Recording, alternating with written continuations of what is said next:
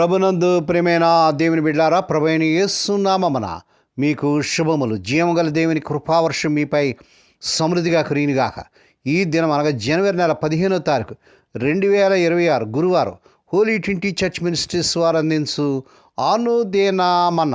ఈ దిన మన ధ్యానాంశం నిరుత్సాహపరిచే దేవుడు కాదు. నిరుత్సాహపరిచే దేవుడు కాదు. దేవుని వాక్యం చదువుకుందామండి. దానియేలు గ్రంథం 2వ అధ్యాయం 22 వచనం.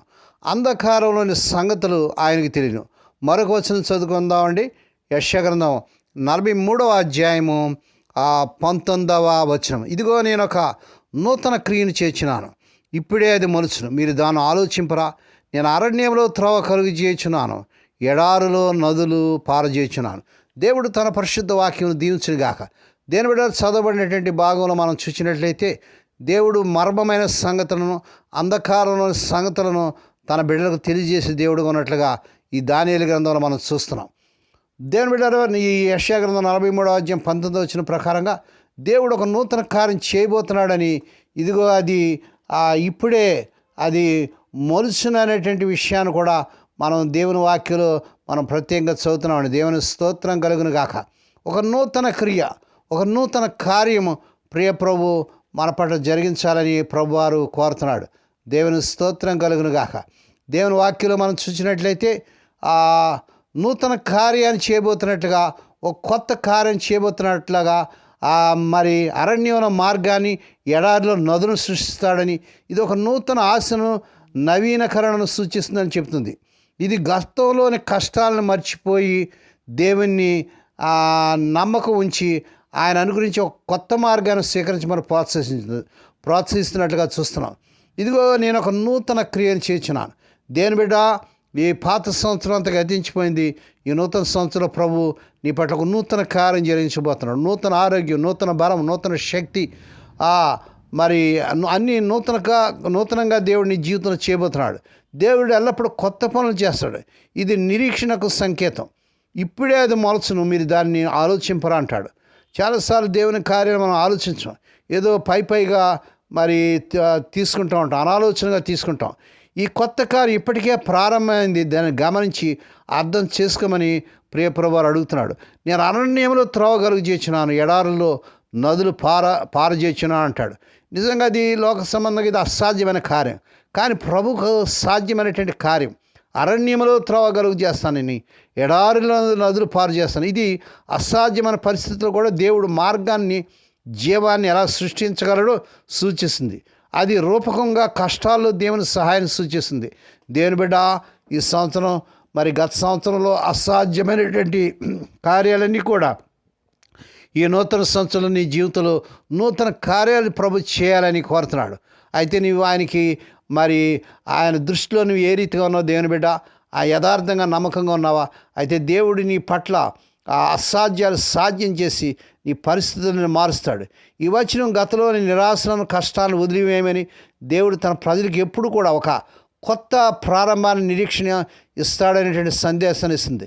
ఆయన అరణ్యం వంటి పరిస్థితుల్లో కూడా జీవాన్ని ఇచ్చి మన జీవితాన్ని పునరుద్ధరించగలడు. ఇది విశ్వాసంలో దేవుడు నూతన కార్యాలు తెరిచి ఉంచమని, ఆయన శక్తిని, నిరీక్షణను మరి నమ్మకాన్ని నమ్మమని ప్రోత్సహించినట్లుగా చూస్తున్నాం. దాదాపు శతాబ్దం క్రితం ఆఫ్రికా ఖండం షా కుటుంబానికి ద్వారాలు తెరిచింది. ఆఫ్రికా అంతర్భాగంలోకి వెళ్ళేందుకు గాను అతడు కేప్ టౌన్కి చేరుకున్నాడు. అయితే అక్కడ ఉన్న బోయర్లు అతన్ని నిరుత్సాహపరిచి అతడికి ఎలాంటి సహాయాన్ని అందించలేదు. ఉన్నట్టుండి తన చుట్టూ అంధకారం అలుపుకున్నట్టుగాను, ఆఫ్రికా అంతర్భాగాలకు వెళ్లేందుకు తనకు ద్వారాలు మూసివేయబడినట్టుగాను అతనికి అనిపించింది. ఆఫ్రికా అంతర్భాగంలో సేవ చేయాలన్న తన ఆశ అడియాసగానే మిగిలిపోతుందన్న తలంపుతో అతను బాగా కృంగదీసింది. అయితే ఒకనొక దినాన అతడు తన కృంగుదలను అణగదొక్కి అక్కడ బోయర్లను ఆశ్చర్యానికి గురి చేస్తూ ఒక ఎద్దుల బండిని ఏర్పాటు చేసుకొని తన పరివారంతో సహా ఆఫ్రికా అంతర్భాగంలోకి వెళ్లేందుకు సిద్ధమయ్యాడు. ఆ ఎద్దుల బండి తనని ఎక్కడికి తీసుకెళ్తే అక్కడికి వెళ్ళాలని అతను నిర్ణయించుకున్నాడు. అలా అతడు తన గమ్యం ఏంటో తెలియకుండానే 300 మైళ్ళు ప్రయాణం చేశాడు. అయితే సర్వశక్తిని అదృశ్య హస్తం మార్మికమైన విధానంలో తను నడిపిస్తుందని అతనికి తెలియదు. దేవుని స్తోత్రం. అలా మొండ తుప్పలతోనూ, గచ్చపొదలతోనూ, కఠిన శిలలతోనూ, కరుకు రాళ్లతో నిండిన దట్టమైన ఆఫ్రికా అడవుల్లో ప్రయాసపడుతూ ప్రయాణం చేస్తున్న ఆ వ్యక్తికి, ఆ మిషనరీ గారికి ఆ ఆఫ్రికా అంతర్భాగంలో నివసించేటువంటి ఆ హార్ట్ అండ్ థాట్స్ అనే తెగవాళ్ళు ఎదురుపడ్డారు. వాడికి మిషనరీ కోసం కేప్ టౌన్కి వెళుతున్నారంట. మార్గ మధ్యలోనే వాడికి ఆ మిషనరీ గారు దైవజనుడు దొరికాడు. దేవుని స్తోత్రం. ఆ తర్వాత కాలంలో దేవుడు షా కుటుంబం ద్వారా ఆఫ్రికా తెగల మధ్య ఆ శక్తివంతమైన ఆ కార్యం జరిగించాడు. దేవుని స్తోత్రం. మన దేవుడు అన్నిటికీ తప్పు చేసే దేవుడు కాదండి. తప్పు చేయడు, తప్పు చేయనివ్వడు. మనం నడిపిస్తున్న మన పరలోక నిర్దేశకుడు. ఆయన మనతో ఉంటే మనం నడిపిస్తున్నాడంటే మనం ఎన్నటికీ దారి తప్పం, మనం ఎన్నటికీ తప్పు చేయము. ఒక అడుగు వేసుకుంటూ ఆయన మన ముందు వెళుతుంటే, ఆయన అడుగు జాల్లో అడుగులు వేసుకుంటూ ఆయన వెనుక వెళుతుంటే ఇక మనం దారి ఎందుకు తప్పుతామండి? మనం వెళ్ళే దారి ఆయనకు బాగా తెలుసు కదా. అప్పుడప్పుడు మనం వెళ్ళే దారి చిమ్మ చీకటిగా ఉంటుంది. భయం, నిరాశ మనల్ని ఆవరిస్తుంది. నిస్సత్తు మన అడుగులు తడబడేలా చేస్తుంది. కఠిన శిలలు మనల్ని పడేలా చేస్తాయి. అలసట, ఆందోళన మనల్ని సోలిపోయేలా చేస్తాయి. అయితే తడబడని అడుగులతో మన ముందు నడుస్తూ మన చేపట్టుగా నడిపిస్తాడు మన ప్రియప్రభు. దేవుని స్తోత్రం. ఇక మనం దారి ఎందుకు తప్పుతామండి? మనం వెళ్ళే దారి ఆయనకు బాగా తెలుసు కదా. మనకు ఎదురయ్యే ముండ్ల తుప్పులు, గచ్చపొదలు, చీకటిలో కూడా ఆయనకు బాగా కనిపిస్తాయి. మనము దారి తప్పించాలని ప్రయత్నం చేసే మాయదారి మలుపులు కూడా ఆయనకు స్పష్టంగా కనిపిస్తాయి. దేవుని స్తోత్రం. ఆయన మనతో ఉండగా చీకటి శక్తులు ఏవి మనల్ని ఆవరించలేవండి. సాతానుడు సైన్య సమూహం మనల్ని దరికి రాలేదు. మన కాపరి మన ముందు నడుస్తుండగా, ఆయన అడుగుజాల్లో మనం అడుగు వేస్తూ ఉండగా ఇక మనము దారి ఎందుకు తప్పుతామండి? మనం వెళ్ళే దారి ఆయన బాగా తెలుసు కదా. దేవుని స్తోత్రం. దేవుడి మాటలు దీవించును గాక. ప్రార్థన చేసుకుందామండి. పరిశుద్ధుడైన మా తండ్రి, నీ పరిశుద్ధ నామమునకు వందనాలు, స్తోత్రాలు చెల్లించుకున్నాను. ఆయన స్వదేశ విదేశం నుండి వర్తమానం వింటూ అనేక వర్తమానం షేర్ చేస్తూ, లైక్ చేస్తూ, సబ్స్క్రైబ్ చేస్తున్న మా ప్రియులందరినీ దీవించండి.